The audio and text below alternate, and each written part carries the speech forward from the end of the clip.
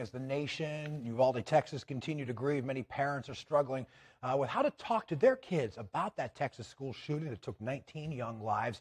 I recently had a chance to catch up with communications and relationship specialist Pamela Pressler and Melissa Solkowski, who offered up some advice.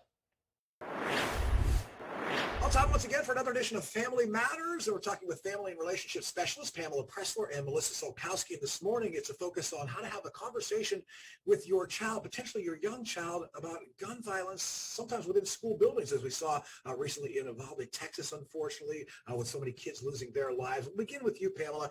How do moms and dads then start that sort of conversation with their child who may be afraid to go to school after what we saw down in Texas?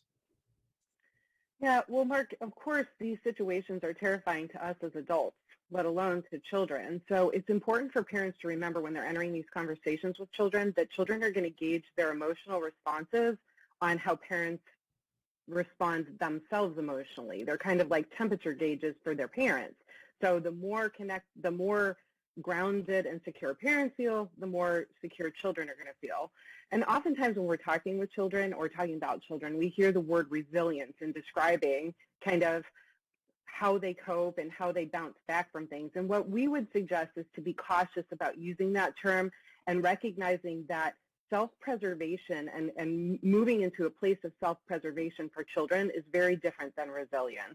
Well, let's talk about that. Give me a little more detail, Melissa, about why that might be a misperception that a lot of moms and dads might have about the resiliency of their kids.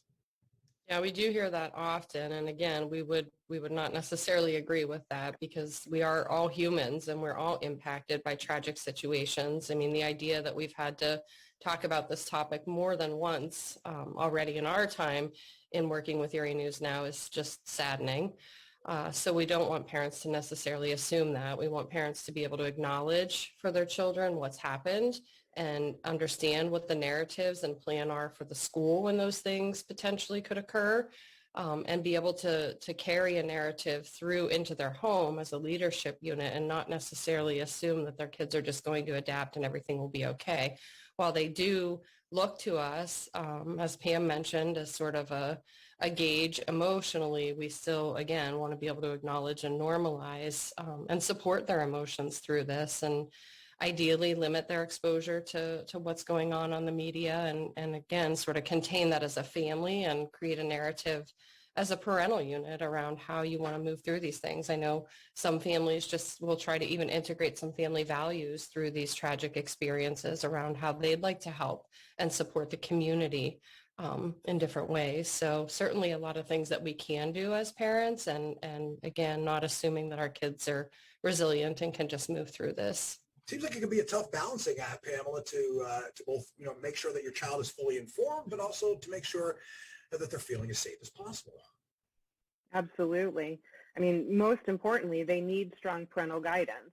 They need parents to feel, confident in the messages they're delivering in order to feel secure in how they're going to move through it. So, we don't want to assume that because they're adapting, they're recovering.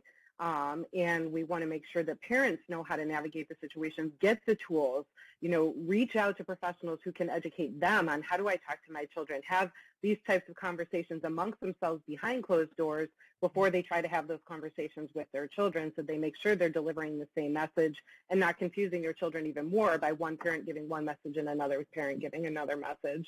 But, really how we talk to kids is really going to be based on what our messages are around all upsetting conversations in our family lives, because unfortunately bad things do happen. And so, part of effective parenting is having a plan for how to navigate those situations. Difficult but necessary conversations. Pamela Pressler and Melissa Solkowski, thanks so much for your time once again. This week's edition of Family Matters, and we're talking with you ladies very soon. Thank you. Thank you. Thank you.